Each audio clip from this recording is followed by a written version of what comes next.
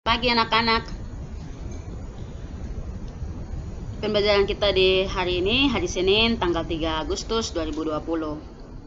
Muatan PPKN. Ini merupakan muatan PPKN pertemuan kedua kita ya. Materi kita sikap gotong royong sesuai nilai sila Pancasila. Sikap gotong royong. Kalian boleh buka di buku pena 5A kalian, halaman 15. Halaman 15. Makna gotong royong. Gotong royong merupakan budaya bangsa Indonesia dalam bekerja sama. Masyarakat rame-rame bekerja sama menyelesaikan sesuatu. Jadi, kerjasama dalam lingkungan masyarakat. Contoh, ketika ada kerja bakti dalam lingkungan RT, biasanya kan setiap keluarga ada yang datang bantu. Jadi rame-rame mengerjakan sesuatu. Kemudian di gereja, kalian bisa membersihkan gereja rame-ramai. Itu semua dalam kategori gotong royong. Artinya bahwa bekerja sama untuk menyelesaikan sesuatu. Gotong royong itu juga merupakan budaya bangsa Indonesia.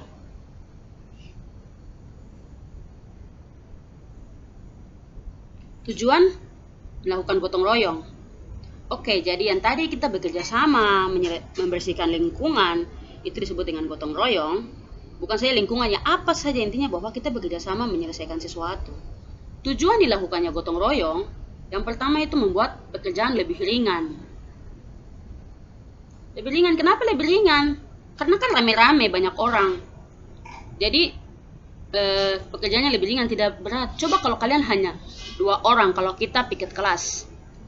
Kalian 2 orang yang piket, pasti kan capek. Coba kalau bisa 5 orang, 1 orang pegang 1 sapu. Dengan sekejap kan kelas menjadi bersih.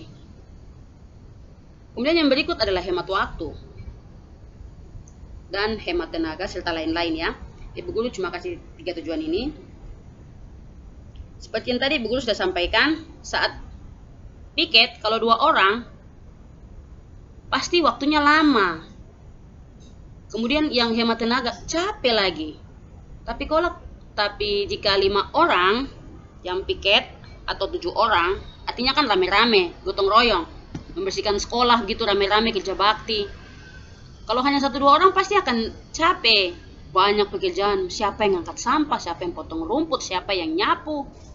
Tapi kalau dilakukannya rame-ramai, membuat pekerjaan lebih ringan. Yang pertama, hemat waktu. Karena banyak-banyak orang yang kerja rame-rame, akhirnya tidak sampai siang, masih pagi lagi pekerjaannya sudah selesai. Karena setiap orang membantu bekerja. Kemudian hemat tenaga. Kalian tidak terlalu merasa lelah karena pekerjaan kalian tidak terlalu banyak.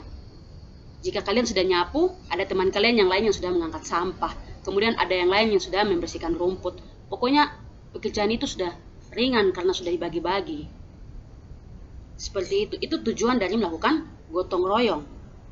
Masih ada lagi tujuan yang lain, tapi 3 ini yang Ibu tampilkan. Kemudian manfaat dilakukannya gotong royong. Pertama, membuat persaudaraan di lingkungan masyarakat lebih akrab. Membuat masyarakat bersatu dan tidak memandang perbedaan suku, ras, agama, dan lain-lain.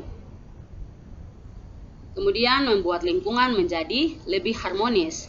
Artinya di sini bahwa ketika orang melakukan kerja bakti, itu kan gotong royong.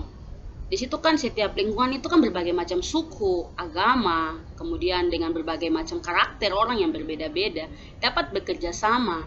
Mereka tidak memandang, ini dia ini orang Toraja jadi saya tidak mau kerja dengan dia. Tidak. Ada ini orang Papua jadi tidak. Tapi saat bekerja bakti, itu kan rame-rame. Di sekolahan kalau kalian kerja bakti kan kalian tidak pilih-pilih.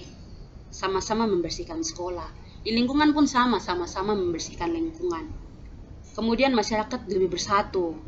Dengan begitu kan lebih akrab, kemudian tidak adanya permusuhan. Biasanya begitu. Kalian bisa lihat di contohnya, manfaatnya ada di sini. Jadi seperti itu. Kemudian